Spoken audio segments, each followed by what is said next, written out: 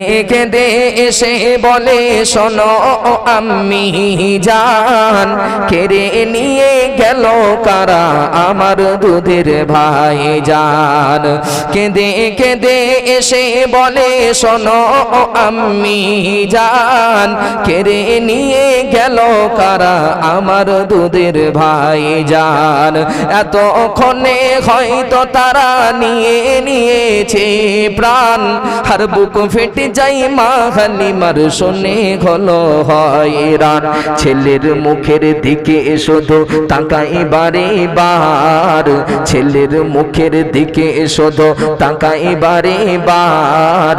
আহা বাঁচা কোথায় আমার, আয় রে ফিরে আয় মানিক আমার। হালিমা কানতে কানতে স্বামী হারেসের কাছে যায়। স্বামী হারেসকে নিয়ে হযরতে মুহাম্মদ রাসূলুল্লাহ সাল্লাল্লাহু আলাইহি ওয়াসাল্লামের সন্ধানে বার হচ্ছেন। কেঁদেছিল বাঁচা আমার মাঠে যাবে বলে, আর নব সাজে সাজিয়ে আমি দিলাম ছেলের কলে। কেঁদেছিল বাঁচা আমার মাঠে যাবে বলে, আর নব সাজে সাজিয়ে আমি দিলাম ছেলের কলে। হয়তো করেছে ছেলে বলে নিয়ে গেল তুলে, আর মাসুম বাচ্চার উপর ছিল কার এত মন জ্বলে।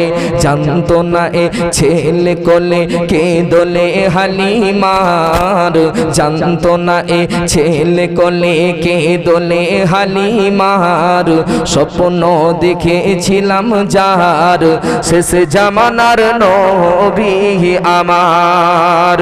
ও গো শেষ জামানার নবী আমার। হালিমাতুস সাদিয়া স্বামী হারেসকে নিয়ে দৌড়াতে দৌড়াতে চরণ ভূমিতে গিয়ে হাজির হয়ে দেখেন আল্লাহর নবী রহমাতাল লিল আলামিন হুজুর আমার একটা পাথরের উপরে বসে রয়েছে। আর একটু জোরে হবে না? হালিমা দেখে অবাক। স্বামী হারেস বললেন, ও হালিমা, এই তো ছেলে বসে রয়েছে। আল্লাহর নবীর কাছে গিয়ে হাজির হলেন। আল্লাহর নবীকে জিজ্ঞাসা করছেন, বাবা মুহাম্মদ, কি হয়েছে তোমার? এখানে বসে রয়েছে মন খারাপ করে। আল্লাহর নবী বলছেন, আম্মাজান, দুইজনা ব্যক্তি আমাকে এই জমিনে শুইয়ে দিয়ে বুকের ওপরে ছুরি চালিয়ে দিয়েছিলেন, কিন্তু আম্মাজান আমি লক্ষ্য করে দেখি এই বুকের ভিতর থেকে এক টুকরা মাংস নিয়ে দূর পানে ছুঁড়ে ফেলে দিয়ে আমার বুকটা যেমন ছিল তেমন করে দিয়েছে। আল্লাহর নবীর এই জাবানের কথাটা শুনে স্বামী হারেস হালিমাকে বলছেন, হালিমা, এই ছেলেকে মনে হয় জেনে পেয়েছে, এই ছেলেকে রাখা যাবে না। যার মায়ের সন্তান তার কাছে ফিরিয়ে দাও। যদি এই সন্তানের কিছু হয়, এর জনম দুঃখিনী মাকে কি আমরা জবাব দেব? এই সন্তানকে রাখা যাবে না। দিয়ে এসো। আম্মাজান হযরতে মা আমিনার কাছে 4 বছর বয়সে আবারও হালিমাতুস সাদিয়া ফিরিয়ে দিলেন। বিশ্বনবীর বয়স কত? 4 বছর। এখন মক্কার বালকদের সঙ্গে আল্লাহর নবী খেলাধুলা করেন। তাদের পিতারা তো তাদের কাছে আসে, তাদের গায়ের ধুলিগুলোকে তো পরিষ্কার করে দেয়, ঠোঁটে মুখে কপালে হৃদয় ভরা চুমা দেয়। বিশ্বনবী নয়ন ভরে দেখে সেই দৃশ্য, আর কেঁদে কেঁদে মা আমিনার কাছে যায়, আম্মা জান, মক্কার ছেলেরা আমার সঙ্গে খেলাধুলা করে, তাদের পিতারা তাদের কাছে আসে, তাদের গায়ের ধুলি পরিষ্কার করে দেয়, ঠোঁটে মুখে কপালে হৃদয় ভরা চুমা দেয়। মা, আমার আব্বাজান কেন আমার কাছে আসে না? দিন যায় রাত আসে, একই প্রশ্ন আম্মাজান আমিনার কাছে করেন। আম্মাজান আমিনা বারবার আল্লাহর নবীকে জবাব দেয়, বাবা মুহাম্মদ, তোমার আব্বাজান গিয়েছে দূরদেশে কাজে, একদিন আসবে বাবা ফিরে, তোমাকে কোলে নেবে, গায়ের ধুলিগুলোকে পরিষ্কার করে দিয়ে ঠোঁটে মুখে কপালে হৃদয় ভরা চুমা দেবে। আল্লাহর নবীর আব্বাজান আসে না। বারবার যদি একই প্রশ্ন করা হয়, আম্মাজান আমিনার যে স্বামী হারা কষ্ট, সেটা বারবার আলগা হয়ে যায় কি যায় না? যে মা আমিনা থাকতে পারেন না, গোপনেতে কাঁদেন, সন্তানকে কি জবাব দেব, সেই ভাষাটুকু মা আমিনার জাবানে আসে না। হঠাৎ একদিন থাকতে পারলেন না। বিশ্বনবীর যখন বয়স 6 বছর, আল্লাহর নবীর আম্মাজান তার আল্লাহর নবী দাদুজানের কাছে গিয়ে হাজির হলেন, শ্বশুর আব্বাজানের কাছে গিয়ে হাজির হলেন। আব্বাজান, আপনার নাতি ভাই মোহাম্মদ বারবার তার আব্বাজানকে দেখার জন্য আমার কাছে কাকুতি মিনতি করে, আপনি যদি একটু ইজাজত দেন আমি আপনার নাতি ভাই মোহাম্মদকে নিয়ে মক্কার মদিনার বীজ বরাবর যে আবওয়া নামক জায়গা রয়েছে সেখানে গিয়ে আব্বাজানের কবরটা একটাবার দেখিয়ে নিয়ে আসব। দেখেন মুরব্বীর সম্মান আর আছে? আছে। স্বামীহারা বৌমা যাচ্ছে কার কাছে? না শ্বশুর আব্বার কাছে। কোথায় যাবে? না আবওয়া নামক জায়গা মক্কার মদিনার বীজ বরাবর। আমাদের কবরস্থান তো গ্রামের শেষে পাওয়া যায়, গ্রামে ঢোকার মুখে পাওয়া যায় কি যায় না? কিন্তু মা আমিনা স্বামী হযরতে আব্দুল্লাহ যেখানে কবর, গ্রামের পাশে তো নয় যে দেখিয়ে নিয়ে চলে আসব, মক্কার মদিনার বীজ বরাবর আবওয়া নামক জায়গাতে আল্লাহর নবীর যে দাদুজানের কাছে গিয়ে হাজির হয়েছে। আমাদের টোটোওয়ালাকে ফোন করছে, শ্বশুর মশাই যে জিজ্ঞাসা করবে সাহস করে, বৌমা কোথায় যাচ্ছ? হ্যাঁ, ও তো আজরাইলের মতন চোখ বার করে দেবে। ভুল বলছি? নবীর আদর্শ আছে কোথায়? হযরতে মা আমিনাকে এদিকে আল্লাহর নবীর দাদুজান ইজাজত দিচ্ছেন, বৌমা যান, আপনি যাবেন একা? আমার নাতি ভাই মুহাম্মদকে নিয়ে দাঁড়ান, সঙ্গে সাথে ওই দাসী উম্মে আইমানকে নিয়ে নেন, তিনজনে মিলে যান আর আব্বাজানের কবরটা একটু দেখিয়ে নিয়ে আসেন। আল্লাহর নবীকে নিয়ে মা আমিনা যাচ্ছেন মক্কার মদিনার বীজ বরাবর আবওয়া নামক জায়গাতে গিয়ে হাজির হলেন। আল্লাহর নবীর হাতটা ধরে মা আমিনা বললেন, বাবা ছেলে, ওই যে দূরে কবরটা দেখতে পাচ্ছ, উঁচু জায়গাটা, আজকে থেকে তুমি আমাকে বাবার কথা জিজ্ঞাসা করো, আব্বার কথা জিজ্ঞাসা করো, বাবা দুই নয়নে ওই কবরটা দেখে নাও, আর আব্বাজানের কথা আমাকে জিজ্ঞাসা করবে না।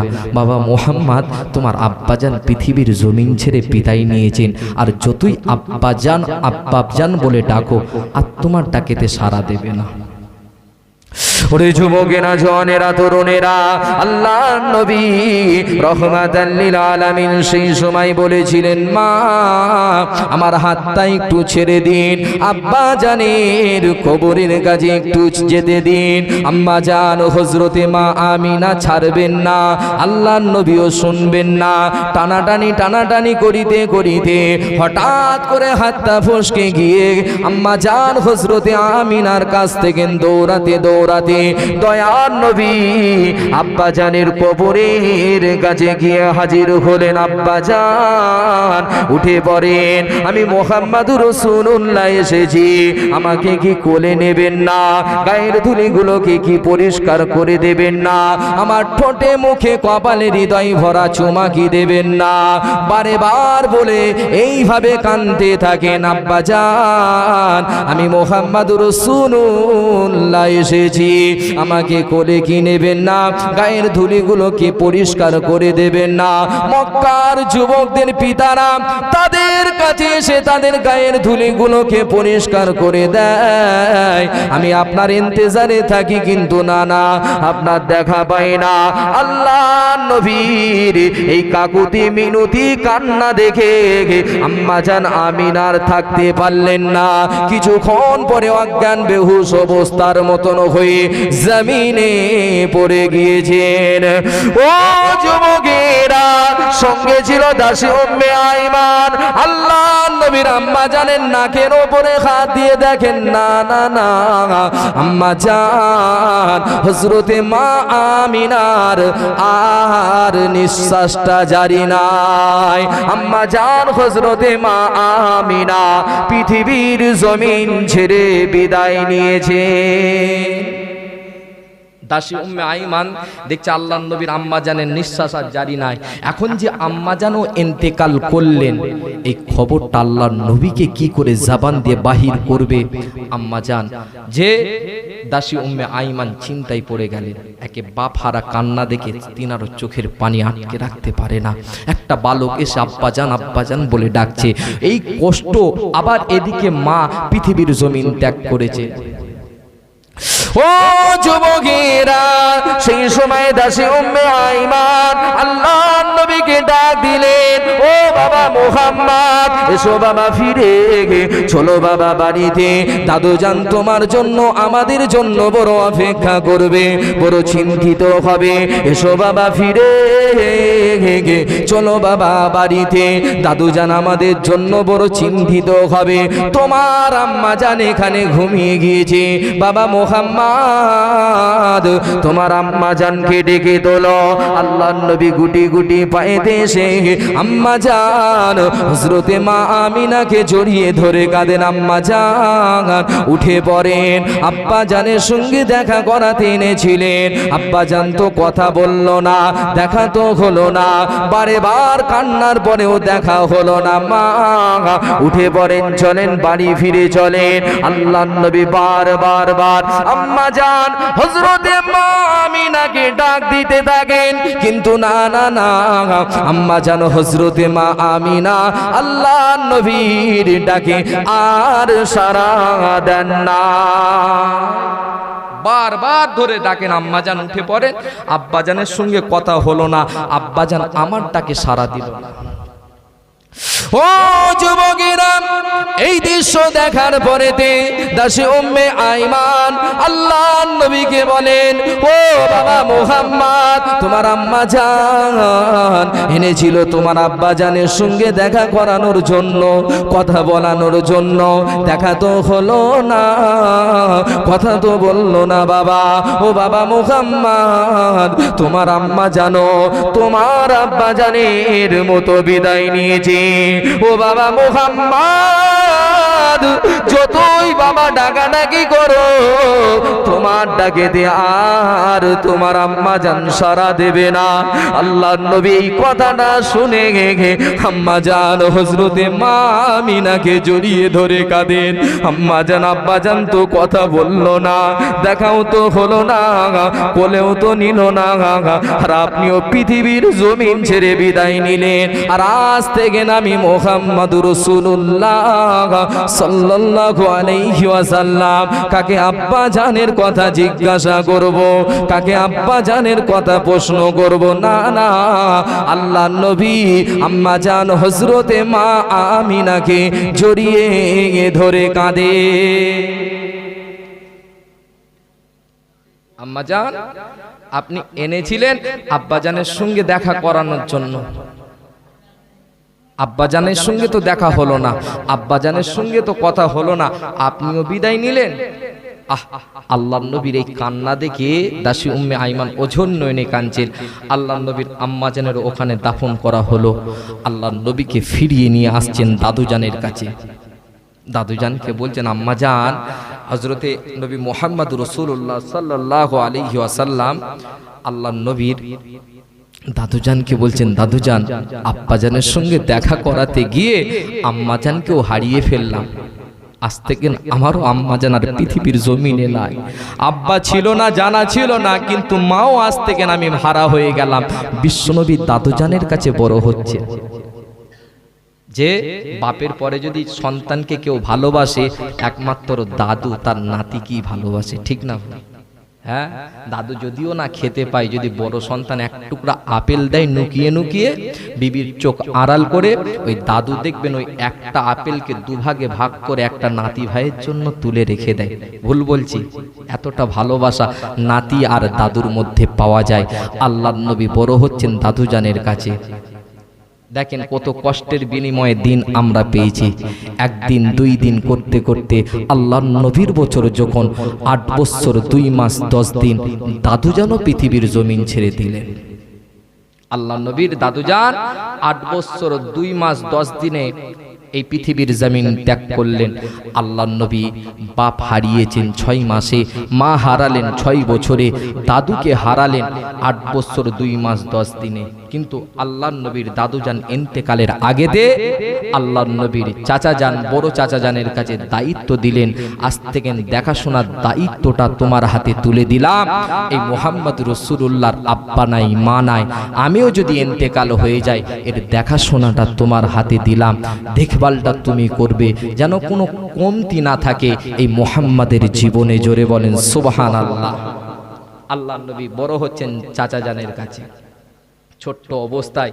দেখেন কিছু মানুষ বলে যে রসুল তো আমাদের মতন মানুষ, রসুল আমাদের মতন মানুষ, মাটির কি নূর এ ফতোয়া দিচ্ছি না, রসুল আমাদের মতন কতটা একটু পাওয়া যাবে। দেখবেন কাবা শরীফ নির্মাণ হচ্ছে, কাবা শরীফ মেরামতের কাজ হচ্ছে, ছোট্ট ছোট্ট বালকেরা, ওই মক্কার ছোট্ট ছোট্ট বালকেরা কাবা শরীফ যে মেরামতের কাজেতে হাত বাড়িয়ে সহযোগিতা করছেন। কেমন না, ওই ইট পাথরগুলোকে আগিয়ে দিচ্ছেন। আচ্ছা, কেউ যদি আপনার কাজেতে আগিয়ে দেয় সহযোগিতা হবে কি হবে না? ছোট্ট ছোট্ট বালকগুলো করছে, দেখতে পাচ্ছেন আল্লাহর নবী যে এরা কাজ করছে, আর আল্লাহর ঘর আমি না করলে হয়, আল্লাহর নবীও আগিয়ে গেলেন, গিয়ে ওই ইট পাথরগুলো আগিয়ে দিচ্ছে ছোট্ট অবস্থায়। রসুল তো আমাদের মতন। ওরে যুবকেরা, জওয়ানেরা, তরুণেরা, আল্লাহর নবী যখন কাজের দিকে আগিয়ে গেলেন, কাবা মেরামত হচ্ছিলেন, কাবা মেরামতের কাজের জন্য যখন আল্লাহর নবী আগিয়ে গেলেন, মক্কার ছোট্ট ছোট্ট বালকেরা ওই কাজের সুবিধার্থে নিজেদের পরনের কাপড়টা কাঁধেতে বেঁধে নিল। এই কাঁধে বেঁধে নিয়েছে কিসের জন্য? কাজের সুবিধার্থে, যাতে কাজের কোনো ব্যাঘাত না ঘটে। আল্লাহর নবী কিন্তু ওই কাপড় পরেই কাজ করছিলেন, গায়েতে কাপড় দিয়েই কাজ করছেন। হঠাৎ দেখা যায় আল্লাহর নবীর চাচাজান লক্ষ্য করে দেখেন আল্লাহর নবীর কাপড়টা পরার কারণে কাজের কিছুটা ব্যাঘাত ঘটছে। সকল ছেলেরা কিন্তু তাদের পরনের কাপড়টা কাঁধেতে বেঁধে নিয়েছেন, আল্লাহর নবী পরেই কাজ করছেন। সেই সময় চাচাজান বললেন, ও বাবা মুহাম্মদ সাল্লাল্লাহু আলাইহি ওয়াসাল্লাম, তোমার পরনের কাপড়টা ও বাবা কাঁধে বেঁধে নাও। ও যুবকেরা, আল্লাহর নবীর চাচাজানের কথাটা শোনার সঙ্গে সঙ্গে যখনই আল্লাহর নবী নিচের পরনের কাপড়টা কাঁধেতে বাঁধতে যাবেন, সঙ্গে সঙ্গে অজ্ঞান বেহুশ অবস্থায় পড়ে গিয়েছিলেন। হঠাৎ দেখা যায় কিছুক্ষণ পর আল্লাহর নবীর জ্ঞান ফিরে আসে, হোশ ফিরে আসে। আল্লাহর নবী আওয়াজ দিতে থাকলেন, আমার কাপড়, আমার কাপড় কোথায়? আল্লাহর নবীর চাচা আব্বাস আল্লাহর নবীকে কোলে তুলে নিলেন, কোলে তুলে নিয়ে আল্লাহর নবীকে জিজ্ঞাসা করলেন, ও বাবা বালক, কি হয়েছে তোমার? অজ্ঞান হয়ে জমিনে পড়ে গেলে, যখন তোমার হোশ ফিরে আসে, জ্ঞান ফিরে পেলে, আমার কাপড় কোথায়, আমার কাপড় কোথায় বলে আওয়াজ দিতে লাগলে। ও যুবকেরা, আল্লাহর নবী সেই সময় চাচাজানকে বলেছিলেন, চাচাজান, আপনার কথাটা শোনার সঙ্গে সঙ্গে আমি নবী মুহাম্মদুর রাসূলুল্লাহ সাল্লাল্লাহু আলাইহি ওয়াসাল্লাম যখন নিজের পরনের কাপড়টা কাঁধেতে বাঁধবো বলে প্রস্তুতি নিয়েছি, সঙ্গে সঙ্গে আসমান থেকে একটা আওয়াজ আমার কানেতে শব্দ ভেসে আসে, ও বাবা মুহাম্মদ সাল্লাল্লাহু আলাইহি ওয়াসাল্লাম, খবরদার না, কাপড় পরে নাও। ও চাচাজান, এই জীবনের প্রথমে ওই আসমানি আওয়াজ পাওয়ার সঙ্গে সঙ্গে নিজেকে কন্ট্রোল না করিতে পেরে জমিনে অজ্ঞান বেহুশ অবস্থায় জমিনে পড়ে গিয়েছিলাম। নবী তো আমাদের মতন মানুষ, একটু হাতুল কাপড় তোলেন তো দেখি কেমন আওয়াজ আসে। হে কুদ্দুস, কাপড় লাবা, আওয়াজ পায়? হ্যাঁ, দুঃখ তো লাগে এই জায়গায়, ধান বুইছে, পায়ের কাপড় মাথায় তুলে, হ্যাঁ, দিন শেষে বন্যা এলো, সব ডুবিয়ে দিয়ে চলে গেল। হুজুর বারবার রুই, এই কি সর্বনাশ হচ্ছে বলেন তো? বরকত আর হচ্ছে না, হবে কি করে? তোমরা আল্লাহ ভুলে গিয়েছো, নবী ভুলে গিয়েছো, দুনিয়া দুনিয়া নিয়ে পাগল হয়ে রয়েছো, তোমার কাজে বরকত থাকবে? ভুল বলছি? দুঃখ লাগে এই জায়গায়, কষ্ট লাগে এই জায়গায়, সর্ব জায়গায় আমরা সময় দিই, কিন্তু খোদার ঘর মসজিদে দিবার মতন আমাদের হাতে সময় থাকে না। আল্লাহর নবী বড় হচ্ছেন চাচা জানের কাছে। বিশ্বনবী দাদুকে হারানোর পরে বড় চাচা জানের কাছে থাকছেন। একদিন দুই দিন করতে করতে বিশ্বনবীর বয়স যখন 12 বছর হয়ে দাঁড়িয়েছে, সেই সময় চাচা জান বাণিজ্যই যাচ্ছেন সিরিয়ার জমিনে। এই যখন সিরিয়ার জমিনে বাণিজ্যের জন্য রেডি হয়েছে, তৈরি হয়েছে, বিশ্বনবীর বয়স কত? 12 বছর। সব যদি একেবারে গোড়া থেকে বলতে যায় সময় লাগবে, কিছু কিছু মেন পয়েন্টগুলো তুলে দিচ্ছে, অসুবিধা হচ্ছে না তো, যাতে আপনাদের একটু বুঝতে সুবিধা হয়। যে আল্লাহর নবীর বয়স 12 বছর, চাচা জান যাচ্ছে বাণিজ্যের সিরিয়ার জমিনে। আল্লাহর নবীর কাছে কানেতে খবর আসে, ও নবী মুহাম্মদ সাল্লাল্লাহু আলাইহি ওয়াসাল্লাম, তোমার চাচা জান বাণিজ্যই যাচ্ছে, কিন্তু তোমাকে নিয়ে যাবে না, তোমাকে এই মক্কার জমিনেতে রেখে যাবে। বাপ নাই, মা নাই, দাদুও নাই, চাচার কাছে থাকে, চাচাও চলে যাচ্ছে। এই চিন্তাটা করে আল্লাহর নবী কেঁদে ফেললেন। আপনি সামান্যটুকু ছেলেটাকে না বলে বাজারে যাচ্ছেন, যে আর ওই পথের মাঝখানে দেখতে পেয়ে গিয়েছে আপনার ছেলে, আপনাকে বলেন তো এসে আপনাকে জড়িয়ে ধরবে না, আব্বাজান আমিও যাব? হ্যাঁ, আর আপনি কি না করবেন? জোরে বলেন। ছেলের সঙ্গে এই মোহাব্বত রয়েছে, আর আল্লাহর নবীকেও তো ছেলের মতন চাচা জান ভালোবাসেন, ঠিক না ভুল? ওরে যুবকেরা, জওয়ানেরা, তরুণেরা, এই কথাটা যখন আল্লাহর নবীর কানেতে গিয়ে হাজির হয়ে গিয়েছে, ও বাবা মুহাম্মদ সাল্লাল্লাহু আলাইহি ওয়াসাল্লাম, তোমার চাচা জান যাচ্ছে আজকে বাণিজ্য, কিন্তু না না, তোমাকে নিয়ে যাবে না, কয়েকদিন লাগবে, কয়েকদিন পরে ফিরে আসবে। এই কথাটা শোনার সঙ্গে সঙ্গে আল্লাহর নবী রহমাতাল লিল আলামিন হুজুর আমার গুটি গুটি পায়েতে আল্লাহর নবীর চাচা জানের কাছে গিয়ে হাজির হলেন। চাচা জানকে দুই হাতে জড়িয়ে ধরে কাঁদতে লাগলেন, ইলা মান তাকিল ফি ইয়া আম্মি লা আবালি ওয়ালা উম্মা, ও আমার চাচা জান, আমাকে কার কাছে রেখে যান? এই পৃথিবীর জমিনে আমার আব্বা নাই, আম্মাও নাই। ইলা মান তাকিল ফি ইয়া আম্মি লা আবালি ওয়ালা উম্মা, ও আমার চাচা জান, এই জমিনে আমার আহা বলার মতো কেউ নাই।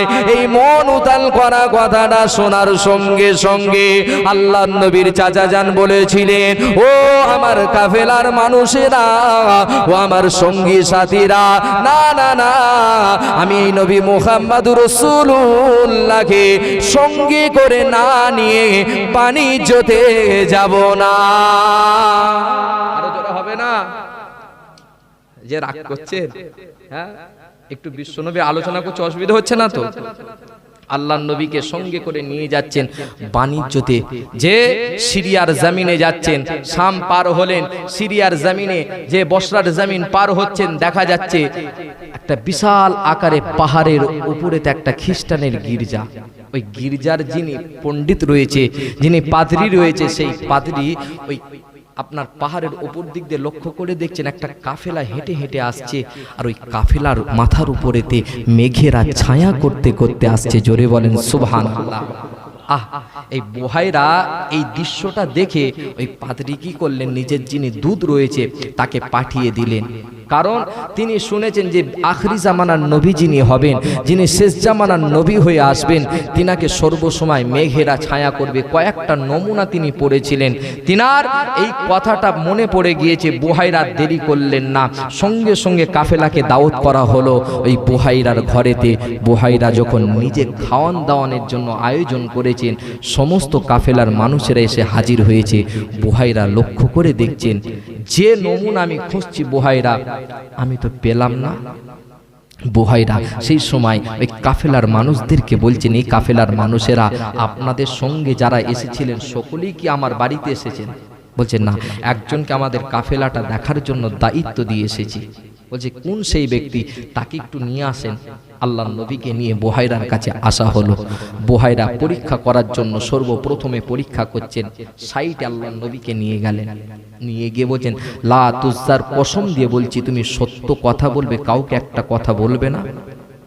এই যে লা তুজ্জার কসম দিয়ে তোমাকে একটা কথা জিজ্ঞাসা করব, তুমি কাউকে বলবে না, এই কথাটা যখনই আল্লাহর নবীকে বলেছেন, আল্লাহর নবী এক বাক্যে উত্তর দিয়েছিলেন, আমি লা তুজ্জাকে মানি না। জোরে বলেন, আর একটু আসতে বলেন তো। একবার তাকবীর দেন তো, নারে তাকবীর, নারে তাকবীর, নারে তাকবীর। যে বুহায়রা তখন আবারও ঘুরিয়ে বলছে, তবে আল্লাহর কসম দিয়ে বলছি তুমি সত্য কথা বলবে, এই কথাটা কাউকে বলবে না। আল্লাহর নবী বলছে, আল্লাহর কসম খেয়ে বলছি সত্য কথা বলবো। জোরে বলে, আর একটু জোরে হবে না? বুহায়রা তখনই বলছে, না, এটা কোনো সাধারণ ছেলে হতে পারে না। তবে তাওরাতে পড়েছি মুহাম্মদ রাসূলুল্লাহ সাল্লাল্লাহু আলাইহি ওয়াসাল্লামের পিঠে থাকবে মোহরে নবুয়াতের চিহ্ন। আল্লাহর নবীর পিঠ মোবারকটাও দেখছেন যে মোহরে নবুয়াতের চিহ্ন রয়েছে। জোরে বলেন সুবহানাল্লাহ। আল্লাহ নবী চাচাকে ডাক দিলেন, চাচাকে ডাক দিয়ে বলছেন, খবরদার এই বালককে নিয়ে আপনি সিরিয়ার জমিনেতে যাবেন না, আপনি যেখানে যাচ্ছেন সেখানে যাবেন না। এর নিদর্শন কিছু পাওয়া গিয়েছে, পাওয়াটা নিদর্শনটা যদি ইহুদিরা দেখে এই ছেলেকে জীবিত রাখবে না, আপনি এখান থেকে চলে যান। তবে আপনারা যেহেতু বাণিজ্যর উদ্দেশ্যে এসেছেন, আপনাদের কাছে অনেক পণ্য রয়েছে, এখানে একটা মেলা হচ্ছে, ওই মেলাতেই পণ্যগুলো বিক্রয় করে বাড়ি ফিরে চলে যান। খবরদার এই ছেলেকে নিয়ে আর আগের দিকে যাবেন না। আল্লাহর নবীর চাচা যেন ওই কথাটাই গুরুত্ব দিয়ে ওই বাজারের মেলাতে বিক্রয় করে দিলেন, কিন্তু আল্লাহর নবীর ওসিলায় 7 গুণ বেশি লাভবান হয়েছিলেন। জোরে বলেন। আল্লাহর নবীকে নিয়ে বাড়িতে ফিরে আসলেন। দিন যায় রাত আসে, রাত যায় দিন আসে, আল্লাহর নবী চাচা জানের কাছে বড় হচ্ছে। বিশ্ব নবীর বয়স যখন 24 বছর। কত বছর? 12 দুগুণে 24।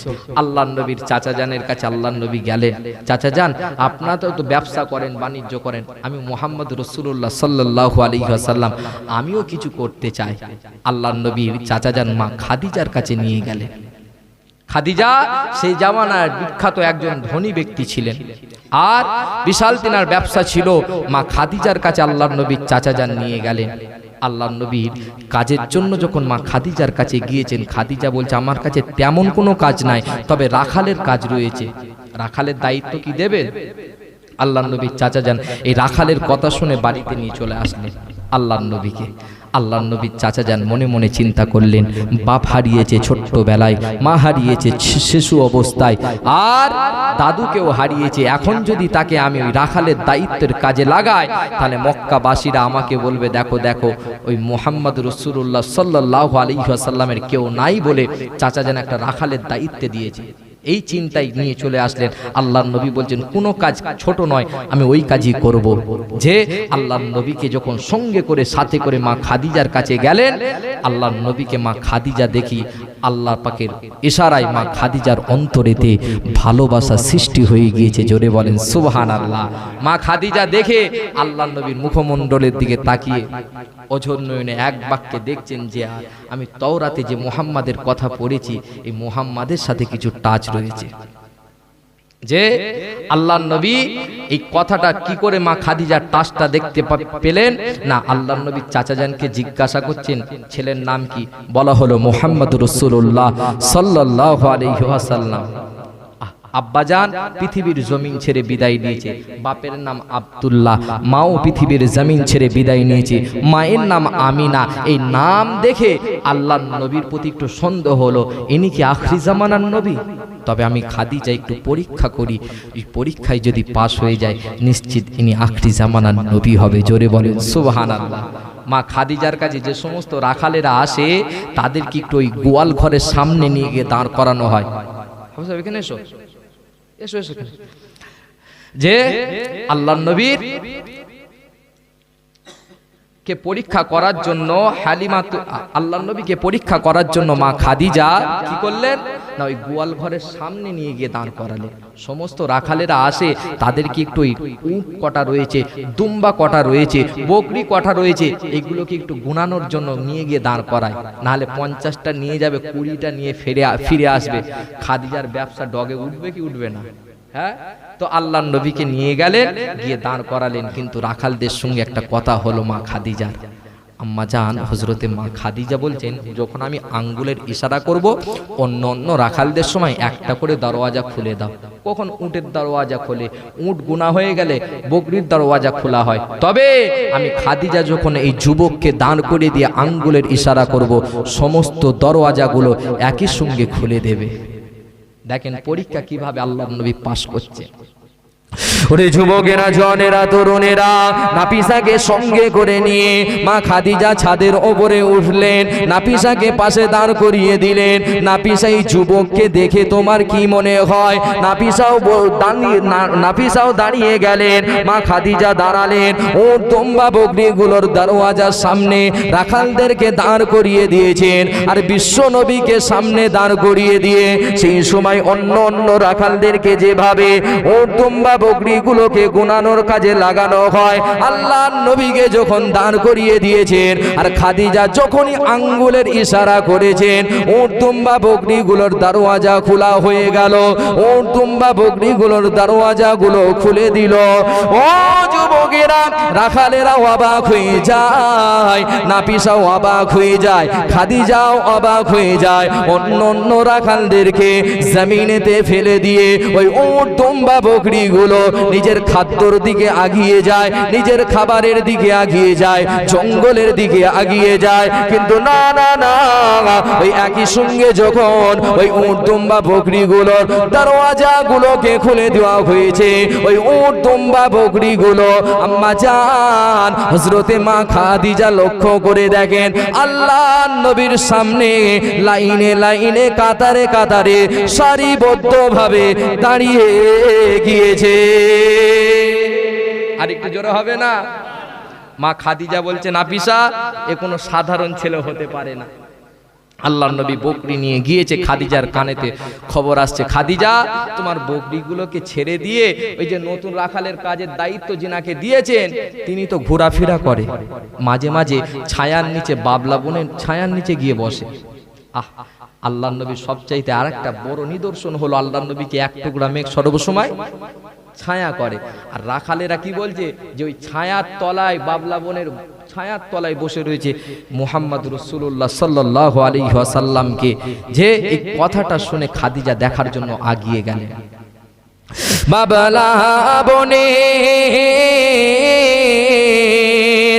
বাবলা বনের ধারে ধারে বকরি চড়াইতেন, আর মেঘেরা এসে নূর নবীকে ছায়া করিতেন।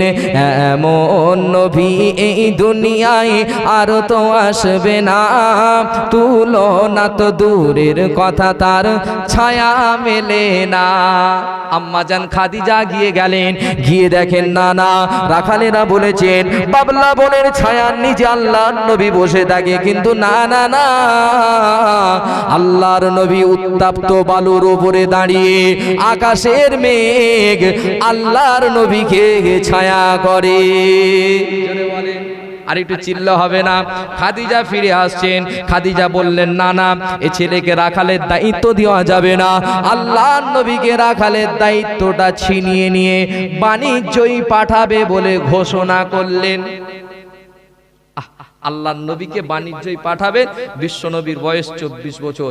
যে মা খাদিজা এই কথাটা যখন বলেছে এই ছেলেকে রাখালের দায়িত্ব দেবো না, বাণিজ্যতে পাঠাবো, আল্লাহর নবীর চাচা যান মা খাদিজার কাছে এসে হাজির হচ্ছে। কারণ মা খাদিজার কাছে এসে আল্লাহর নবীর চাচা যান বলছে আমার ভাতিজা মুহাম্মদকে বাণিজ্যই পাঠাতে দেব না। কারণ আজ থেকে 12 বছর আগে বুহাইরা যে কথা বলেছিলেন সেই কথাটা চাচা জানের স্মরণে আছে। কি বলেছিলেন? যে আপনি খবরদার এই শাম সিরিয়াতে আপনার মুহাম্মদ রাসূলুল্লাহ সাল্লাল্লাহু আলাইহি ওয়াসাল্লামকে পাঠাবেন না বা নিয়ে আসবেন না, কারণ এনার যে নিদর্শন ইহুদিরা জীবিত রাখবে না। এই কথাটা স্মরণ করে মা খাদিজাকে আল্লাহর নবীর চাচা যান বলছেন আমি বাণিজ্যতে পাঠাবো না। মা খাদিজা বলছে তবে আমি কথা দিলাম আপনার এই ভাতিজাকে আমি ভালোভাবে গার্ড দিয়ে পাঠাবো, ভালোভাবে নিয়ে আসার দায়িত্ব কিছু মানুষকে দেব। আল্লাহর নবীর চাচা যান রাজি হলেন, আল্লাহর নবীকে বাণিজ্যই পাঠাচ্ছেন। আর সাথে রয়েছেন আল্লাহর নবীর সাথে আর একজন গোপনে একজনকে পাঠাচ্ছেন, মাইসা নামক এক যে মা খাদিজা একটা গোয়েন্দার ফিট করলেন, তার নাম হলো মাইসারা। আর কি বললেন? মাইসারা এই মুহাম্মদ রাসূলুল্লাহ সাল্লাল্লাহু আলাইহি ওয়াসাল্লামের সঙ্গে যাবে, আর কি করে, কি ভুল, কি ঠিক, যে কোনো কাজ করলে আমি খাদিজা আমাকে এসে গোপনে গোপনে জানাবে। আল্লাহর নবীর সঙ্গে পাঠিয়ে দিলেন মাইসারাকে, যে মাইসারার প্রতি ভালোবাসা, আল্লাহর প্রতি ভালোবাসা, আল্লাহর নবীর প্রতি ভালোবাসা মা খাদিজার অন্তরে কে সৃষ্টি করেছে? আল্লাহ সৃষ্টি করে দিয়েছেন। এখন মাইসারা চলে গিয়েছেন, বিশ্বনবী বাণিজ্যতে গিয়েছেন, নাফিসাকে নিয়ে বারবার আল্লাহর নবীর কথা জিজ্ঞাসা করেন। এই মুহাম্মদ রাসূলুল্লাহ সাল্লাল্লাহু আলাইহি ওয়াসাল্লামের চরিত্রটা কেমন, এই ছেলেটা কেমন হবে, বারবার জিজ্ঞাসা করে। যে হঠাৎ দেখা যায় আল্লাহর নবী বাণিজ্য থেকে ফিরে আসছেন, আর যখনই ফিরে এসেছেন নাফিসাকে সঙ্গে নিয়ে আর ওই মাইসারা নামক ওনাকে নিয়ে বাড়ির ভিতরে প্রবেশ করলেন। তাহলে তিনজনে রয়েছে, মাইসারা, নাফিসা আর খাদিজা, তিনজনে প্রবেশ করে যে সর্বপ্রথমে ওই মাইসারাকে মা খাদিজা জিজ্ঞাসা করছে, এতদিন যে মুহাম্মদ রাসূলুল্লাহর সঙ্গে ছিলে, ওই মুহাম্মদ রাসূলুল্লাহ কতটা ভালো, কতটা খারাপ, একটু আমাদেরকে বলো। তার কি কি ভুল হয়েছে, কোন কাজটা সঠিক করেছে, একটু আমাদের কাছে তুলে দাও। খাদিজাকে বলছেন, খাদিজা, ওনার চরিত্র নিয়ে কিছু বলার মতো নাই, ওনার জিন্দেগি নিয়ে আমি কিছু বলার মতো আমার কাছে নাই, তবে ওই মুহাম্মদ রাসূলুল্লাহ সাল্লাল্লাহু আলাইহি ওয়াসাল্লামের 5টা ভুল আমার চোখে পড়েছে। কটা? এই 63টা বছর জীবনেতে বিশ্বনবীর একটা ভুল হয়েছে, আমরা বিশ্বাস করব? যে বিশ্বাস করার মতো নয়, ঈমান থাকবে না। কি ভুল হয়েছে বিশ্বনবী? তিনি তো বেগুনা মাসুম, ঠিক না ভুল? যে আর মাইসারা কটা ভুল পেয়েছে? 5টা। খাদিজা বলছে 5টা ভুল তোমার চোখে পড়েছে? বলছে হ্যাঁ। বলছে কি কি ভুল তোমার চোখে পড়েছে একটু বলো না। খাদিজার শোনার জন্য মনটা আবেগে খাদিজা নিজেকে কন্ট্রোল করতে পারছে না, কারণ ভালোবাসা তো আল্লাহ পাক মা খাদিজার অন্তরে দিয়ে দিয়েছে বিশ্বনবীর প্রতি। ওরে যুবকেরা, জওয়ানেরা, তরুণেরা, সেই সময় মাইসারা বলেছিলেন, ও খাদিজা, তবে শুনে রেখে দাও, জেনে রেখে দাও, আমার চোখেতে 5টা ভুল নজরে এসেছে। ও খাদিজা, এই 5টা ভুল কিন্তু এই যুবকের দ্বারাই হয়েছে। খাদিজা জিজ্ঞাসা করলেন, মাইসারা বলো না দেখি, এই মুহাম্মদ রাসূলুল্লাহ সাল্লাল্লাহু আলাইহি ওয়াসাল্লামের সর্বপ্রথম নাম্বার ভুল কি তোমার নজরে এসেছে? ও যুবকেরা, মাইসারা সেই সময় বলেছিলেন, খাদিজা, এই মুহাম্মদ রাসূলুল্লাহ সাল্লাল্লাহু আলাইহি ওয়াসাল্লামের সর্বপ্রথম ভুল আমার নজরে এসেছে। আমরা যখন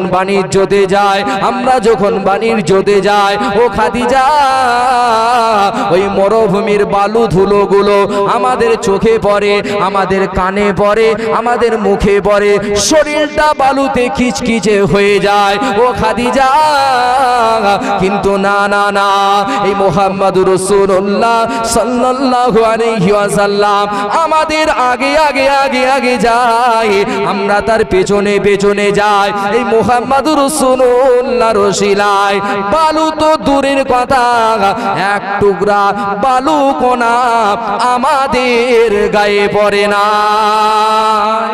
আরো জোরে হবে না? খাদিজা বলছে এটা ভুল। বলছে কোনোদিন ঘটে না, এই ঘটেছে চোখের সামনে। হ্যাঁ, এতদিন যাচ্ছি, কোনোদিন এই ঘটনা ঘটে না। খাদিজা অবাক। আপনি সামান্যটুকু এই ভান্ডারহাটি বাজারে যান, আর কোনো যুবক যদি অ্যাপাচি বা পালসার বা যা আছে গাড়ি, হ্যাঁ, আরবান 5 ও নিয়ে যাক, আপনাকে দাঁড়িয়ে যেতে হবে, কারণ যদি ওর পেছন ধরেন আপনাকে আর মুখ লাড়ার সুযোগ থাকবে না, কিচকিচ করবে কি করবে না। হ্যাঁ, যে আল্লাহর নবীর এই কথাটা শুনে খাদিজার আবেগ আরো বেড়ে গিয়েছে। নাফিসা বসে রয়েছে। প্রেমিকার কথা যদি প্রেমিককে বলা হয়, আর প্রেমিকের কথা যদি প্রেমিকাকে বলা হয়, বলেন তো শুনবে কি শুনবে না? হ্যাঁ, যদি বলে ভাই তোর আইটেমটা, ছেলেদের কথা বলছি, কি বলে, হ্যাঁ তোর প্রেমিকাকে আমি ওই মেলাতে দেখলাম রে, ঘুরছিল, এই আমার কথা জিজ্ঞাসা করে না, হ্যাঁ তোর কথাতেই হচ্ছিল, 1.5-2 ঘন্টা ধরে তোর কথাই হলো। আচ্ছা, এই কথাটা বলে যদি কোনো প্রেমিকের বন্ধু যদি বলে ভাই তুই তাহলে বস আমি আসছি, ওরা হাত ধরবে কি ধরবে না? ভাই দাঁড়া, ওই চায়ের দোকানে চ না, কি খাবি খা, অন্তত বলে যা কি বলেছে, হবে না? মাইসারাকে খাদিজা আবেগা সামলাতে পারছে না। তবে এখনকারের ভালোবাসা সে ভালোবাসার সাথে তুলনা করবেন না, ওটা হলো পবিত্র ভালোবাসা, আর আমাদেরগুলো অপবিত্র। ঠিক বলছি না ভুল বলছি? তবে স্বামী স্ত্রীর যে ভালোবাসা এটা হলো পবিত্র। এতে ভালোবাসা এ হাঁড়ি ছুড়াছুড়ি হচ্ছে। দাঁড়ান, কিছুক্ষণ পরে তুলছি, কিছুটা আগিয়ে নিয়ে যাই জলসাতে। যে মা খাদিজা মাইসারাকে জিজ্ঞাসা করছে, মাইসারা বলো না এই মোহাম্মদুর রাসূলুল্লাহ দ্বিতীয় নাম্বার ভুলটা তোমার চোখে কি পড়েছে? ওরে যুবকেরা, জওয়ানেরা, তরুণেরা, সেই সময় মাইসারা বলেছিলেন, ও খাদিজা তবে শুনে রেখে দাও, জেনে রেখে দাও, আমি যখন বাণিজ্যতে যাই, বাণিজ্যতে যাবার পথে দে ও খাদিজা, প্রতি বছরে আমরা যখন বাণিজ্যতে যাই ওই আকাশের সূর্যের তাপ আমরা সহ্য করতে পারি না, সারা শরীরটা ঘামে ভিজে যায় ও খাদিজা। কিন্তু না না না, এবছরে যখন এই মুহাম্মদুর রাসূলুল্লাহ সাল্লাল্লাহু আলাইহি ওয়াসাল্লাম আমাদের সঙ্গে বাণিজ্যর পথে যায় ও খাদিজা, আমরা লক্ষ্য করে দেখেছি, আমরা ভালোভাবে ফলো করে দেখেছি, এক টুকরা আকাশে মেঘ আমাদেরকে ছায়া করতে করতে যায়। আর একটু জোরে হবে না? তাহলে ছায়া কে কে দেখেছে? মেঘের আলো, সূর্যের আলোয় ছায়া দেখেছে প্রথমে যে আল্লাহর নবীর দুধ বোন সাইমা, দ্বিতীয় দেখেছেন কে? যে বলেন পাদরি বুহাইরা, তৃতীয়বার দেখলেন কে? মা খাদিজা, চতুর্থবার দেখছেন মাইসারা। খাদিজা বলছে এই নিদর্শন তো আমিও দেখেছি। হ্যাঁ, আল্লাহর নবীর প্রতি মা খাদিজার ভালোবাসা আরো বেড়ে যাচ্ছে। মাইসারাকে জিজ্ঞাসা করছেন, মাইসারা বলো না এই মুহাম্মদুর রাসূলুল্লাহ দ্বিতীয় নাম্বার ভুলটা কি? ও যুবকেরা, আল্লাহর নবীর কথা সেই সময় মাইসারা বলেছিলেন, খাদিজা এই মুহাম্মদুর রাসূলুল্লাহ আমাদের সঙ্গে বাণিজ্যতে যায়, আমরা বাণিজ্যতে যেতে যেতে আমাদের দুইটি উট অসুস্থ হয়ে পড়ে, দুইটি উট ক্লান্ত হয়ে পড়ে ও খাদিজা, বারবার ধরে ওই উট দুটিকে আমরা আঘাত করলাম, আঘাত করার পরেতে উট দুটি উঠে দাঁড়াতে পারে না, বারবার ধরে আমরা প্রহার করলাম, ওই উট দুটি নড়াচড়া করে নাই। ও খাদিজা রে, এই খবরটা যখন মুহাম্মদুর রাসূলুল্লাহ সাল্লাল্লাহু আলাইহি ওয়াসাল্লামের কানেতে গিয়ে পৌঁছে গিয়েছে, ও খাদিজা আমরা ভালোভাবে লক্ষ্য করে দেখি ওই মুহাম্মদুর রাসূলুল্লাহ সাল্লাল্লাহু আলাইহি ওয়াসাল্লাম প্রথম কাফেলা থেকে যখন এই দুটি উটের কাছে এসে দাঁড়ায়, এই হাতের আলতো ছোঁয়ায় যখন ওই উট দুটিকে আলতো ছোঁয়ায় টাচ করেছে, ও খাদিজা আমরা ভালোভাবে লক্ষ্য করে দেখেছি যে উট দুটি নড়াচড়া করে না, শত আঘাতের পরে উঠে দাঁড়াতে পারে না। ও খাদিজা এই মুহাম্মদুর রাসূলুল্লাহ সাল্লাল্লাহু আলাইহি ওয়াসাল্লামের হাতের আলতো ছোঁয়ায় উট দুটি উঠে দাঁড়িয়ে পড়েছে। আর একটু জোরে হবে না? যে আজকে তো দুঃখ লাগে এই জায়গায়, কষ্ট লাগে এই জায়গায়, সেই নবী আমরা চিনলাম না। যে রাসূল আপনাকে ভুলছি না, ভুলবো না, কিন্তু বিশ্ব নবী এসেছিলেন কিসের জন্য এটাকে আমাকে আপনাকে জানার দরকার। বিশ্ব নবী এসেছিলেন, কালো যুগ বিদায় নিয়েছে, বড় বড় তার যুগ বিদায় নিয়েছে, এই ইতিহাসে পড়েছি, কিন্তু আসলেই কি আমার বাড়ি থেকে কালো যুগটা গিয়েছে? দেখার দরকার আছে কিনা? হ্যাঁ, আল্লাহর নবীর জামানায় আসার আগেতে বাবাজি কোনো বাড়িতে যদি মেয়ে সন্তান হতো তাকে জমিনে পুঁতে দেওয়া হতো, এ জানা আছে কিনা? যে বড় বড় তার যুগে যদি কন্যা সন্তান হতো মাটি চাপা দেওয়া হতো, কারণ না সে জামানায় যদি কন্যা সন্তান হয় আর ওই সেই কন্যা সন্তানের পিতাকে জগতের মানুষেরা তাকে বলে কাপুরুষ, তার কোনো সম্মান থাকে না, তার কোনো ইজ্জত থাকে না। আজ তো সেই কালো যুগ আমরা নামিয়ে এনেছি। দেখেন, যে বাড়িতে চারটে কন্যা, কোনো সন্তান নাই, ছেলে সন্তান নাই, চার কন্যার পিতা বাজারে গিয়েছে, জিজ্ঞাসা করা হলো চাচা তোমার কটা ছেলে মেয়ে? যদি বলা হয় চারটে মেয়ে, চারটি মেয়ে, সুর আসে কোথা থেকে? ভুল বলছি? সে জামানার মানুষ সুর তুলেছে, এ জামানার মানুষ সুর তুলছে যে চারটে কন্যার পিতার আর দাম থাকে না। আল্লাহ প্রথমেই তোকে মেয়ে দিয়ে দিল, এই সুর ওঠে না? দুঃখ লাগে এখানে, কষ্ট লাগে এখানে। বিশ্বনবী তো নারীদের মর্যাদা দিয়েছেন। নারীরা আল্লাহর নবী ইসলাম আসার পরেতে স্বাধীন হয়েছে, নারীরা স্বাধীনতা ইসলাম হওয়ার পরে পেয়েছে। আজকে কিছু মেয়েরা বলে ইসলামের নারীদেরকে স্বাধীনতা দেওয়া হয় না।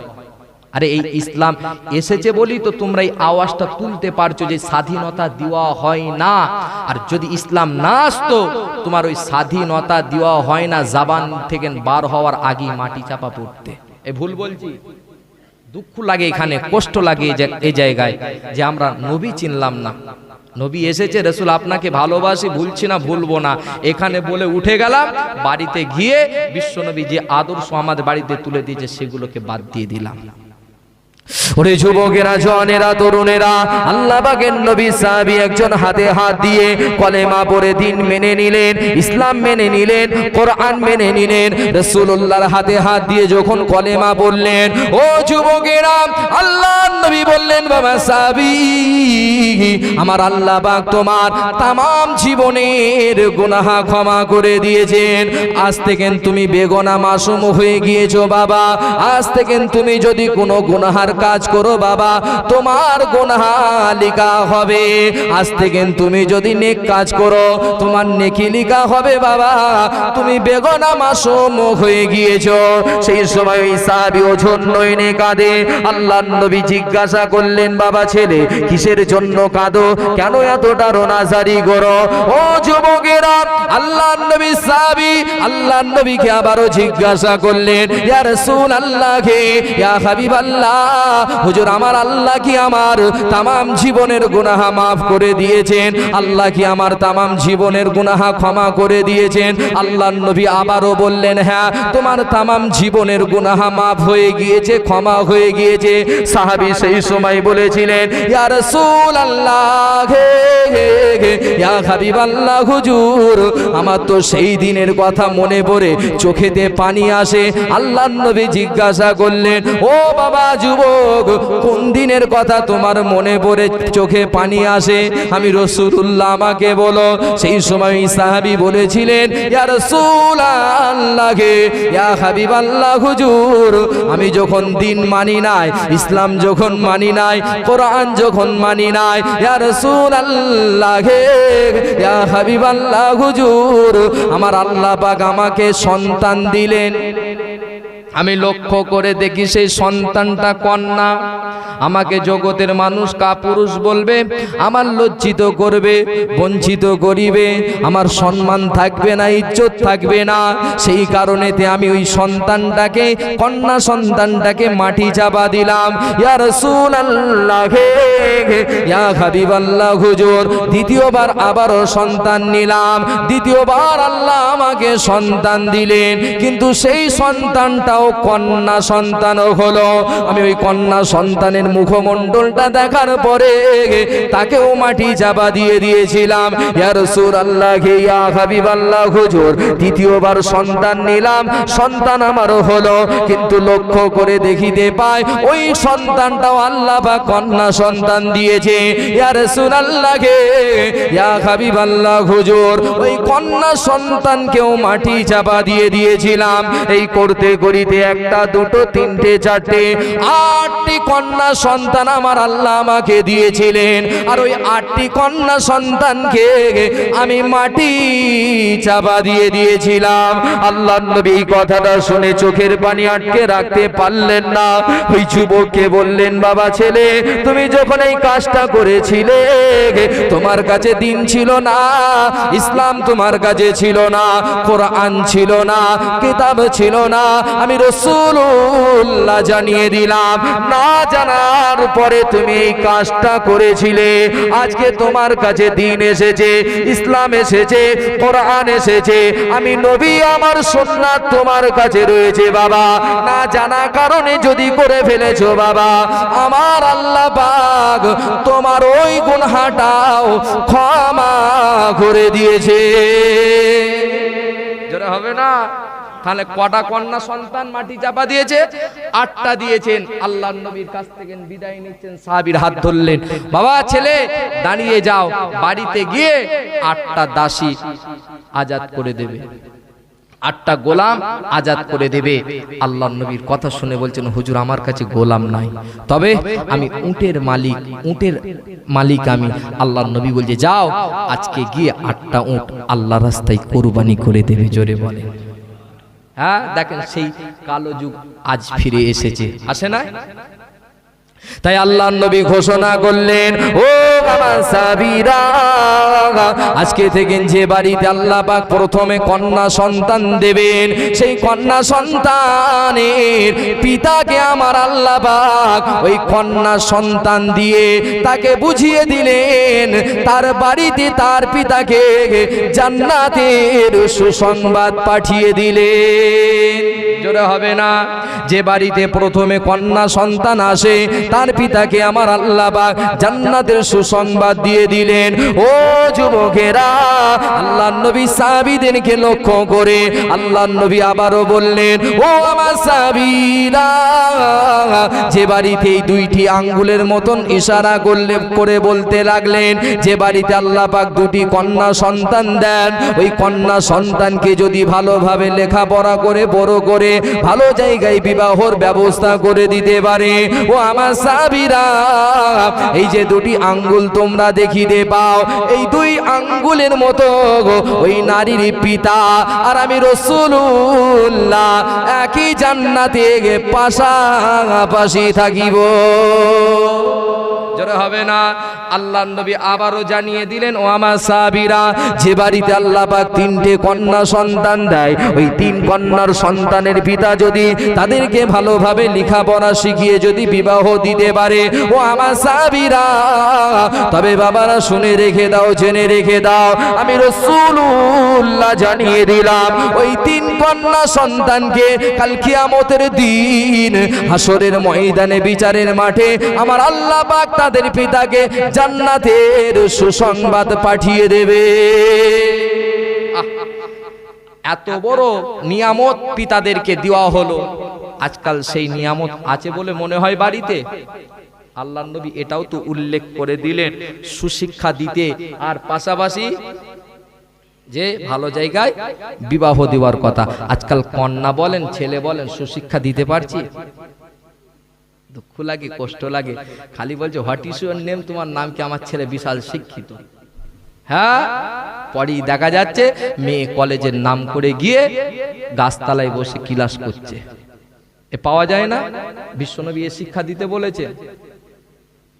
ও যুবকেরা, আল্লাহ পাকের নবী জানিয়ে দিলেন, ওয়ালা তাকরাবুজ জিনা ইন্নাহু কানা ফাহিশাতাও ওয়া সাআ সাবিলা। খবরদার, না না, তোমরা জিনা ব্যভিচারীর ধারে কাছে যেও না, ওটা হলো নোংরা পথ, ওটা হলো অশ্লীল পথ। ওই পথের পথিক যারা হবে তাদের ঠিকানা হবে কঠিন জাহান্নামা। শুধু একটা ছেলে একটা মেয়ে বাড়ির ভিতরে এক কামরায় বন্দী হয়েছে, 1 ঘন্টা পর বার হচ্ছে, আমরা বলে দিলাম জেনা করে বার হচ্ছে। কারণ আগুন আর লোহা এক কাছে, যে কথাই আছে না, আগুন আর মোম এক কাছে থাকতে পারে না, গলে যায়।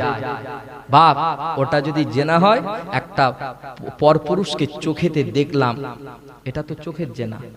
একটা বেগনা নারীর দিকে তাকালাম একবারের বদলে 2 বার, ওটা হলো চোখের জেনা। একটা বেগানা মেয়ের সঙ্গে ফোনে কথা বললাম, এটা হলো কানের জেনা। এই জ্ঞান আমাদের না আছে তো? আরে ওটা করলেও যতটা গুনাহ, এটা করলেও ততটা কি? একটু কথা বলে না, গুনাহ। ইউসুফের প্রেমেতে জুলাইখা পাগল, ঠিক না ভুল?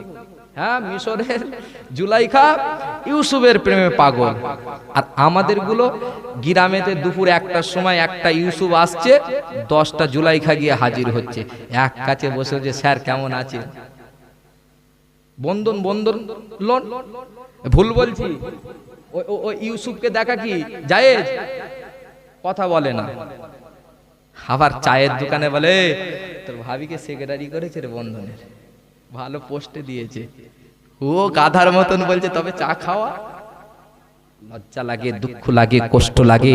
নবী এগুলোকে যে আমার বাড়ি থেকে বিদায় করার জন্য মক্কার জমিন ছেড়ে হিজরত করলেন, আমার বাড়ির মেয়েটাকে আমি পর্দা শিখাতে পারলাম না। ও যুবকেরা, আল্লাহর নবী জানিয়ে দিলেন যে ব্যক্তি পৃথিবীর জমিনেতে বেগানা নারীর দিকে তাকাবে ওটা হলো চোখের জেনা। তাই কোরআন জানিয়ে দিলেন ওয়ালা তাকরাবুজ জিনা ইন্নাহু কানা ফাহিশাতাও ওয়া সাআ সাবিলা। খবরদার, না তোমরা জিনা ব্যভিচারীর ধারে কাছে যেও না, ওটা হলো নোংরা পথ, ওটা হলো অশ্লীল পথ। আজ আমার সমাজের দিকে লক্ষ্য করলে দেখা যায় ছেলে মেয়ে একসাথে লেখাপড়া করে, চোখে চোখে কথা হয় ভিড়ের মাঝে, লেখাপড়া বাদ দিয়ে প্রেম রোগে ধরে, রসের গল্প করে জান প্রাণ ভরে, মনের খবর জানায় লাভ লেটারে, সাঁতার দিতে থাকে তারা প্রেম সাগরে, একসাথে সিনেমাই পার্কে ঘোরে, মেলা হাটে ফাংশনে যাই থিয়েটারে, চোখের আড়াল হলে আবার আফসোসে মরে। আহা মোবাইলে চলে কথা দিন দুপুরে, এরপর আসর পরে প্রেমের জ্বরে, খেতে শুতে কোনো কাজে ভালো লাগে না রে, একজন পাগল হয় অন্যজনের তরে। মা বাপ বাধা দেয় যদি এ ব্যাপারে, বলে বিষ খাবো গলায় দড়ি দেবো এবারে, এরপর দড়ি কেটে যায় ঘর ছেড়ে, বিয়ে পাস করে তারা বাড়িতে ফেরে। বিয়ে পাস মানে লেখাপড়া কমপ্লিট করে, আওয়াজ মনে হয় বোঝা যাচ্ছে না, বোঝা যাচ্ছে কথা বলছেন না, লেখাপড়া কমপ্লিট করে বাড়িতে ফিরছে যে না 2.5 বছর পরে এই দুলান্ত সার্টিফিকেট নিয়ে আসছে। খুকা আব্বা, খুকার মুখ থেকে আব্বা কিচ্ছু বলবে না। এটা বিশ্বনবী সুশিক্ষা দিতে বলেছেন। হ্যাঁ, কোরআন বলছি ইয়া আইয়ুহাল্লাযিনা আমানু কু আনফুসাকুম ওয়া আহলিকুম নারা। বান্দা নিজে বাঁচো জাহান্নাম থেকে এবং আহলে বর্গদেরকে বাঁচিয়ে নাও জাহান্নামার আগুন থেকে। আমি বাঁচতে পারলাম না জাহান্নাম থেকে এবং আহলে বর্গদেরকেও বাঁচাতে পারলাম না জাহান্নামার আগুন থেকে। বছরে একবার যে এই ঈদে মিলাদুন নবী পালন করব, নবী আপনাকে ভুলছি না, ভুলবো না, আর বাদ বাকি আমার বাড়িতে নবীর সুন্নাত না থাকলেও চলবে। বলেন এই যে জাবানে নবী আপনাকে ভুলছি না, ভুলবো না, যদি বাস্তবে না রূপ দিয়ে থাকি কাজে লাগবে? আজকে তো মরছে কে মুসলমান, মার খাচ্ছে কে মুসলমান, কারণ আমরা আল্লাহ থেকে দূরে সরে গিয়েছি, কোরআন থেকে দূরে সরে গিয়েছি। আজকে যদি নবীর সুন্নাত আমার আপনার বাড়িতে থাকতো, জগতের মানুষেরা তো আমাদেরকে দেখে সেলুট করতো। যে বিশ্ব নবী বলছে ইজা তাবাখতা মারকাত ফাআকসারু মাউহা, তোমরা যখন তরকারি রান্না করবে ওই তরকারিতে বেশি করে পানি দেবে, পানি ঢালবে, যাতে তোমার প্রতিবেশীর বাড়ি ওই তরকারিটা পৌঁছে যায়। আল্লাহর নবী বললেন সে ব্যক্তি প্রকৃত মুমিন নয় যে উজার ফুর্তি করে পেট ভরে জনমের খাওয়া খায় অথচ তার প্রতিবেশী অনাহারে রয়। ওগো মুসলমান, শুনতে কি পাও? পাশের বাড়ির খবর নিয়ে তবে পেট পুড়ে খাও। তুমি যদি খোদাকে খুশি করতে চাও, প্রতিবেশী গরিবদের আপন করে নাও, মাছগোস যা কিছু হাড়িতে পাকাও, কিছু কিছু দিয়ে তাদের আহার করাও, সাধ্যমতো যা পারো দান করে দাও। এভাবে তাদের যদি খাওয়াও পরাও, হাসি মনে খুশি মনে আল্লাহ পাকে জান্নাতে যাওয়ার জন্য প্রস্তুতি নাও। জোরে বলেন সুবহানাল্লাহ। আল্লাহর নবী পরেই বলছেন খয়রুন নাসি মাইয়ানফাউন নাস, মানুষের ভিতরে হবে সেই ব্যক্তি উত্তম যে পরের উপকার করে। আমরা পরের উপকার করি না ক্ষতি করি? আমরা তো ক্ষতির দিকে চলে গিয়েছি। যে আল্লাহর নবী এটা বললেন যে খয়রুন নাসি মাইয়ানফাউন নাস, মানুষের ভিতরে সেই ব্যক্তি হবে উত্তম যে পরের উপকার করে। নবী দিবসের মাহফিলে বসেছি, নবীর যদি জীবনের কথা আলোচনা করা হয় চোখেতে পানি আসবে, কিন্তু মাথায় রাখবেন বিশ্বনবী চেয়েছিলেন ভাই ভাই মিল মোহাব্বত থাকে। তাই আল্লাহর নবী বলছেন এক মুমিন অপর মুমিনকে দেখার পরে সালাম দাও, সালাম যত তোমরা আদান প্রদান করবে মিল মোহাব্বত বেড়ে যাবে। মুমিন তো দূরের কথা, এখন ভাই ভাইকে সালাম দেয় না। কোন ভাইকে? না যে ভাইয়ের সাথে ছোট্টবেলায় একই বালিশে মাথা দিয়ে ঘুমিয়েছি, এক বেগর জায়গার জন্য, এক হাত জায়গার জন্য আজকে সেই বাপের ভাই একই মায়ের পেটের ভাইয়ের সঙ্গে কথা নাই। এটা তো নবীর আদর্শ নয়। নবী তো আদর্শ তুলে দিয়েছেন আমার বাড়িতে, যে দিন চলে যায় রাত চলে যায় ভাইয়ের সঙ্গে কথা নাই। ছোট ভাই বলে বসেছি জাবান দিয়ে, আমি যখন মারা যাব আমার বড় ভাই যেন আমার মুখ না দেখে। তাই বড় ভাই এসেছে বেহায়ার মতন, বলছে না মুখ দেখতে দেওয়া যাবে না। কে বলছে? একটা পরের বাড়ির মেয়ে বৌমা হয়ে যে এসেছে, নিজের ভাইয়ের মুখটা নিজের ভাইকে দেখতে দেয় না। ঠিক বলছি না ভুল বলছি? ছোট ভাই মারা যাবার আগে বলেছে, বড় ভাইও বলে বসেছে, ঠিক আছে তোর মুখ আমাকে দেখতে লাগবে না। এমন হয় কি হয় না? এটা তো নবীর আদর্শ নয়, এটা নবী তো আমার বাড়িতে তুলে দেয় না। আপনি বেহায়ার মতন ছোট্ট ভাই ইন্তেকাল করেছেন, 6 মাস কথা নাই, 1 বছর কথা নাই, 2 বছর কথা হয় নাই, ছোট ভাই হঠাৎ ইন্তেকাল করেছে। বড় ভাই হিসেবে আমি কি করলাম না, লজ্জা শরম বাদ দিয়ে তার কাফনের কাপড়টা কাটাতে চলে গেলাম। কাফনের কাপড়টা এনে ছোট ভাইকে পরিধান করছি, চোখে পানি, চোখে পানি। ছোট ভাই ইন্তেকাল করেছে, বড় ভাইয়ের সঙ্গে কথা নাই। ছোট ভাই কি করছে দেখতে পাচ্ছেন, বড় ভাইয়ের লাশ বার হচ্ছে বাড়ি থেকে। ছোট ভাই পাঞ্জাবি টুপি পরে গিয়েছে, ভাইয়ের ওই লাশটাকে নিয়ে যাচ্ছে যে খাটিয়াতে, সেই খাটিয়ার সামনে বাঁশটা ধরে কি ধরে না? জোরে বলে। তখন তোমার লজ্জা কাজ করে না, তখন তোমার শরম কাজ করে না। জীবিত অবস্থায় একবার লজ্জা শরম বাদ দিয়ে ভাইটাকে গলাটা জড়িয়ে ধরেন, আল্লাহ খুশি হবে। ওই মৃত্যুর পরে যেমন বেহায়ার মতন গিয়েছিলেন লজ্জা শরম বাদ দিয়ে, ঠিক জীবিত অবস্থায় ওই চায়ের দোকানে হাতটা জড়িয়ে ধরে ঢুকে যান, ভাই আসেন চা খাবো। দেখবেন ওই ভাই ঘুরিয়েও জিজ্ঞাসা করবে না কি রে কি হলো, এইভাবে টানাটানি করছিস, ও আপনাকে বুকে জড়িয়ে নেবে। ভুল বলছি? আমরা নবী দিবসের মাহফিলে বসেছি, রাসূল আপনাকে ভুলছি না, ভুলবো না, এটা বলে কাজ হবে না। এটাকে বাস্তবে আমাকে আপনাকে রূপ দিতে হবে। বাপের সঙ্গে কথা নাই, মায়ের সঙ্গে কথা নাই। কিছু কিছু ছেলে বসে বলে তুমি বুড়ো হয়ে গিয়েছো, তুমি বুড়ি হয়ে গিয়েছো, তোমার কথা সবসময় ক্যাটক্যাটে কেন, শান্ত হয়ে বসে থাকো। এটাও বলা যাবে না, কারণ কোরআন বলেছে এমন কথা বলো, এমন কথা তোমরা বলবে না যে কথার বিনিময়ে তোমার জনম দুঃখিনী মায়ের মুখ দিয়ে জবান দিয়ে ওহু শব্দটা বাহির হয়ে যাবে। বান্দা এটাও মাথায় রাখবে, তোমার জনম দুঃখিনী মাকে খাওয়াতে পরাতে তোমারও জবান দিয়ে যেন এই উহু শব্দটা না বাহির হয়। আজকে তো মানার মতো মানতে পারলাম না, ধরার মতো তো ধরতে পারলাম না। আজকে মাহফিলে বসেছেন কিসের জন্য? পরিবর্তন হওয়ার কথা শুনবো। আল্লাহ চাইলে, আল্লাহ যদি হেদায়েতের মালিক হেদায়েত দেয়, নিশ্চিত পরিবর্তন হব। ঠিক না ভুল? এই আশাই তো আশা না, বিরিয়ানি খাবো, বাড়িতে যাব, যেমন ছিলাম তেমন হয়ে যাব না। অসুবিধা হলো? আপনাদের কাছে কিছু তুলে ধরছি বাস্তবের কথা। দেখেন নবীর আদর্শ আমার বাড়ি থেকে বিদায় নিয়েছে। মা খাদিজা নাফিসাকে জিজ্ঞাসা করছে, নাফিসা এই মোহাম্মদ রাসূলুল্লাহ যে সমস্ত কথাগুলো বলছে তুমি স্মরণ করছো, কথাগুলো বুঝছো? নাফিসা চুপ করে বসে রয়েছে। মা খাদিজা মাইসারাকে বলছেন, ও মাইসারা বলো না এই মোহাম্মদের 4র্থ নাম্বার ভুল কি? বলবো তো? হ্যাঁ, কথা বলে না পেছনে। তাকবীর, নারায়ে তাকবীর, নারায়ে তাকবীর। মাইসারাকে জিজ্ঞাসা করছে, মাইসারা এই মুহাম্মদুর রাসূলুল্লাহ 4র্থ নাম্বার ভুলটা কি? ওরে যুবকেরা, জওয়ানেরা, তরুণেরা, সেই সময় মাইসারা বলেছিলেন, ও খাদিজা তবে শুনে রেখে দাও, জেনে রেখে দাও, এই মুহাম্মদুর রাসূলুল্লাহর 4র্থ নাম্বার ভুল হলো আমরা যখন বাণিজ্যতে যাই, বাণিজ্যতে যাবার পথেতে ওই মাঝে মধ্যে মিডিল পয়েন্টে, পথের মিডিল পয়েন্টে আমরা একটা গাছকে নির্ধারিত করে রেখে দিয়েছি, নিশানা করে রেখে দিয়েছি। আমরা বাণিজ্যতে যাবার পথে ওই গাছের গোড়ায় বসে বসে আশ্রয় নি।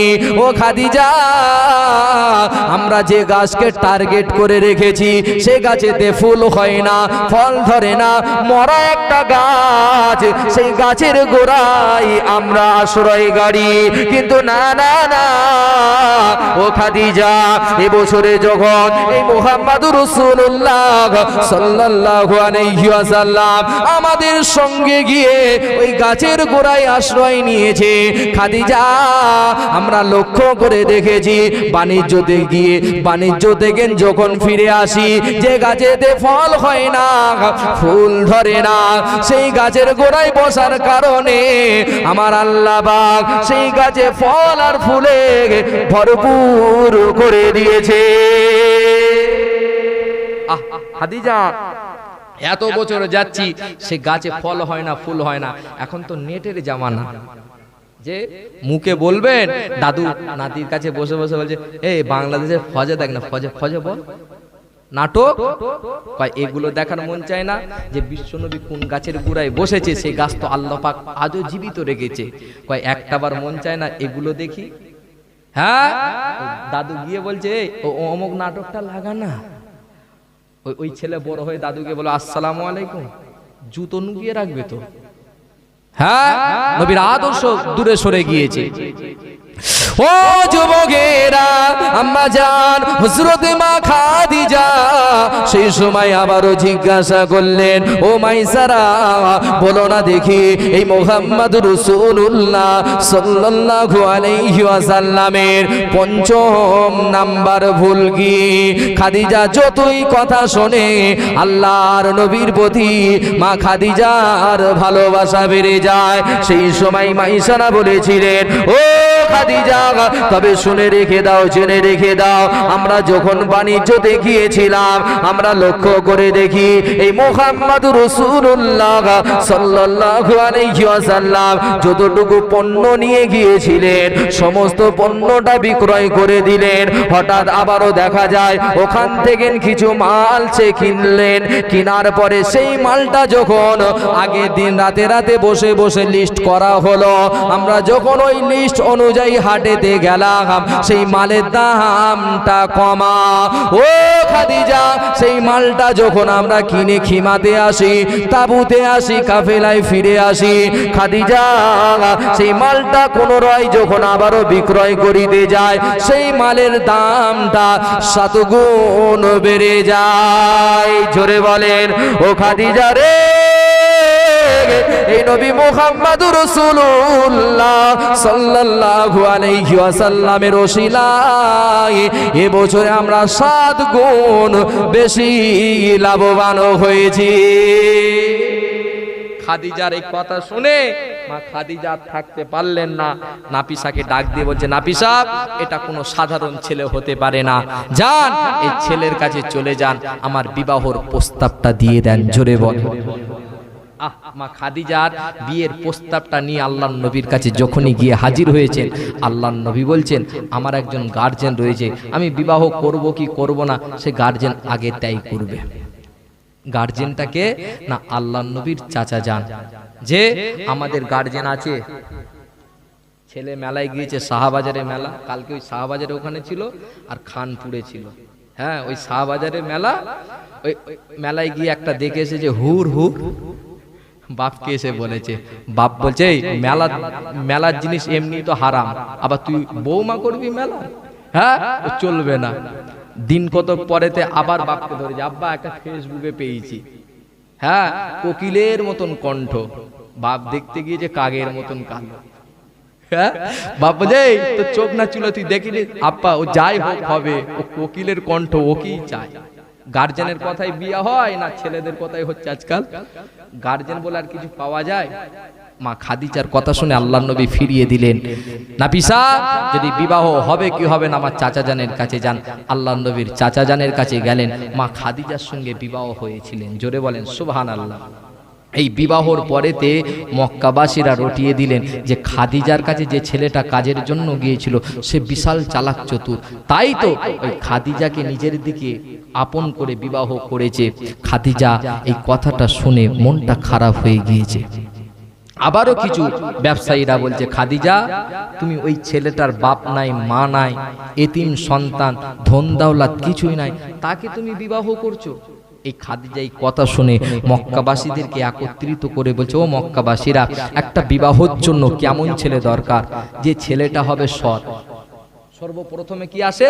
ছেলেটা হবে সৎ। ছেলেটার সৎ এই মক্কার জমিনেতে মুহাম্মদুর রাসূলুল্লাহ সাল্লাল্লাহু আলাইহি ওয়াসাল্লামের মতন সৎ ছেলে আমার চোখেতে পাওয়া যায় না। আর তোমরা ধন দৌলতের কথা বলছো, আমি খাদিজা আমার কাছে যা ধন দৌলত রয়েছে এই ছেলের পায়েতে কুরবান করে দিলাম। জোরে বলেন সুবহানাল্লাহ। দেখেন, ভালোবাসাতে সব দিতে রাজি, ঠিক না ভুল? আমরাও তো নবীকে ভালোবাসি কিন্তু সময় দিতে পারি না। আল্লাহকে ভালোবাসি, মসজিদে আসতে মন চায় না। হ্যাঁ, এটা ভালোবাসা? ভালোবাসা দেখেছিলেন হযরতে বেলাল, যে নবী 63 বছর জিন্দেগিতে কোনো মিথ্যা কথা ছিল না, যে নবীকে এতটা হযরতে বেলাল ভালোবেসেছিলেন। উমাইয়া বলেছিলেন, বেলাল কলেমা ছেড়ে দাও, দিন ছেড়ে দাও, ইসলাম ছেড়ে দাও, নবীর ভালোবাসা অন্তর থেকে দূরে সরিয়ে দাও, জীবনের মতো তোমাকে রেহাই করে দেব। বেলাল বলেছিলেন, উমাইয়া আমি বেলাল জান দিতে রাজি, আমি বেলালের কলেমা ছাড়তে রাজি নয়। জোরে বলেন সুবহানাল্লাহ। আমি বেলাল জান দিয়ে দেব, জীবন দিয়ে দেব, রাসূলুল্লাহর মুহাব্বত অন্তর থেকে বিদায় করতে দেব না।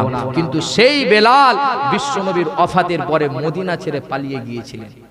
জানা আছে বেলাল, যে বেলাল বলেছিলেন কলেমা ছাড়বো না, দিন ছাড়বো না, নবী ভুলবো না, সেই বেলাল মদিনাতে বিশ্বনবীর ওফাতের পরে কি মদিনা ছেড়ে চলে গিয়েছিলেন, আর মদিনায় ফেরে না। দিন যায় রাত আসে, রাত যায় দিন আসে, বেলাল আর মদিনাতে আসে নাই, দামেস্কের জমিনে চলে গিয়েছিলেন। একদিন, 2 দিন, 6 মাস অতিবাহিত হয়ে গিয়েছে। যে নবী ছাড়া কিছুই চিনতেন না, সে বেলাল আর মদিনায় আসে না।